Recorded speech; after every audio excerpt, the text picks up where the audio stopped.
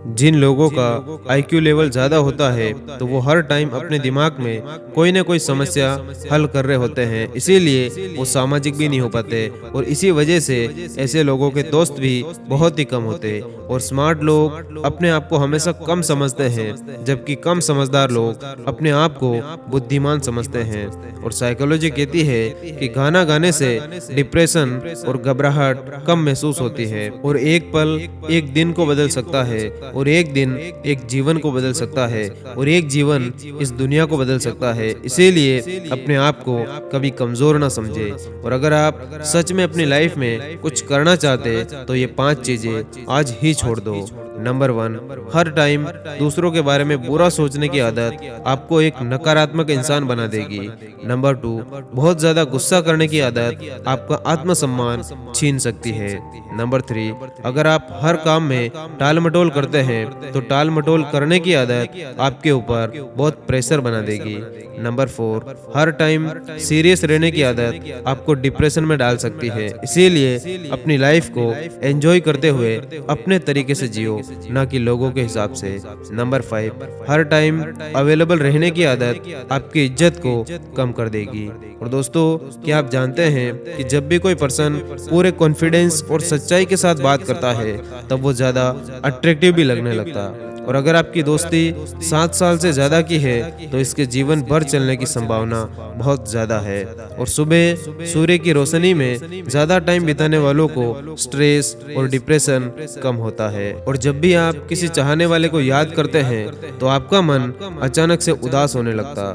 और आपके साथ भी कभी ना कभी ऐसा जरूर हुआ होगा कि अपने आप से ज्यादा दूसरों पर पैसा खर्च करने से हमें कभी कभी ज्यादा खुशी मिलती है। और फ्यूचर के बारे में आशावादी होने से भविष्य में चिंता और बीमारी की संभावना कम हो सकती है। और एक सर्वे के अनुसार 72% लोगों के दिमाग में क्रिएटिव आइडियाज बाथरूम में शावर लेते टाइम आते हैं। और अगर आपका मन बहुत ज्यादा अशांत रहता है या आप बहुत ज्यादा डिस्टर्ब फील करते हो तो ये 5 टिप्स आपके बहुत ही काम आने वाले हैं।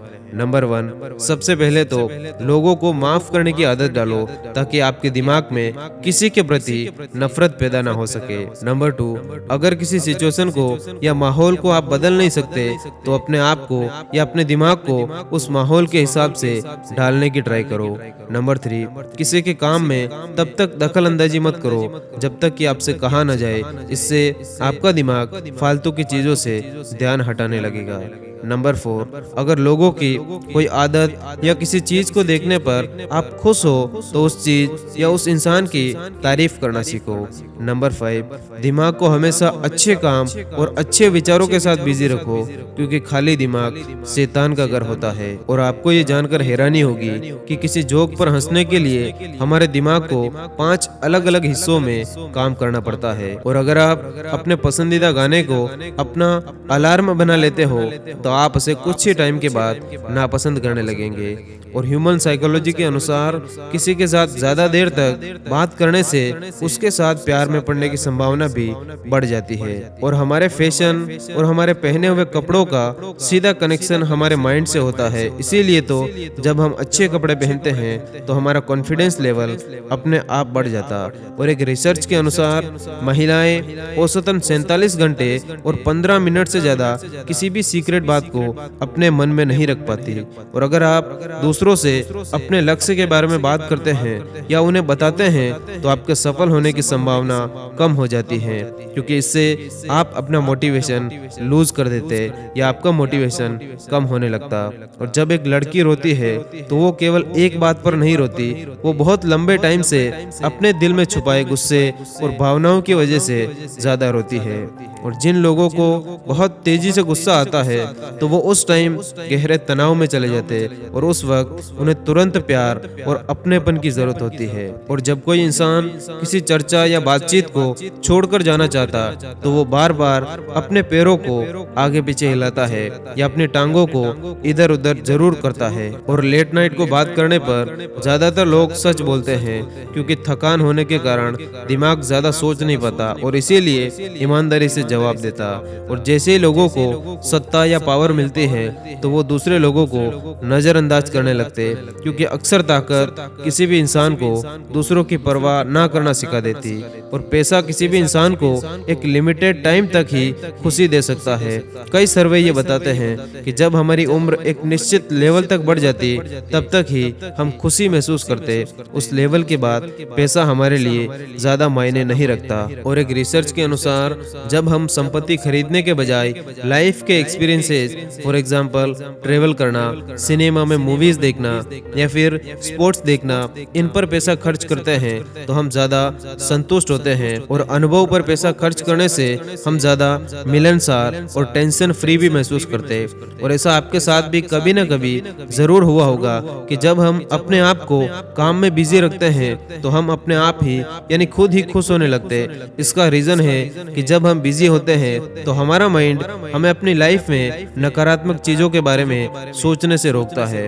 और हमारा माइंड उन कामों को ज्यादा इम्पोर्टेंट नहीं मानता जिनको पूरा करने के लिए अभी काफी टाइम बचा हुआ है, बल्कि जिन कामों की टाइम लिमिट एकदम सिर पर होती है तो हमारा माइंड उन्हीं कामों को फर्स्ट प्रायोरिटी देता है।